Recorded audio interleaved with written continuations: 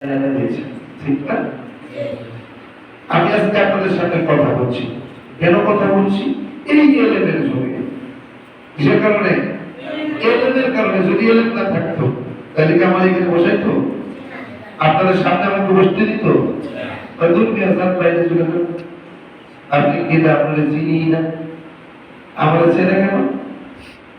এলেমের সম্মান, এই সম্মানটাই হলো এলেমের সম্মান। একদিন দেখবেন আপনারা এরকম মাহফিলে যাবেন, বিভিন্ন জায়গায় যাবেন, সফরে যাবেন, এরকম মাদ্রাসা ওস্তাদের আপনাদেরকে এরকম কদর করে ভালোবাসবেন, মহব্বত করে, হুজুর আজকে আমার মাদ্রাসায় রাত্রে ঘুমাইবেন, সকালবেলা একটু ছাত্রদের একটু নসিহত করবেন, এরকম সম্মান আপনাদের করবে যদি এলেম শিখতে পারেন।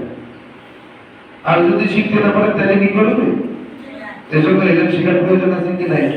এলেম না শিখলে নামাজ পড়তে পারবো না, আল্লাহর ইবাদত করতে পারবো না। আল্লাহর ইবাদত করার জন্য আমাদেরকে এলেম শেখা দরকার, ঠিক না? আমরা শিখতে রাজি আছি ইনশাআল্লাহ? রাজি আছি তো? কোন কষ্ট করে আমরা মাদ্রাসা ছেড়ে দিয়ে চলে যাবো না তো?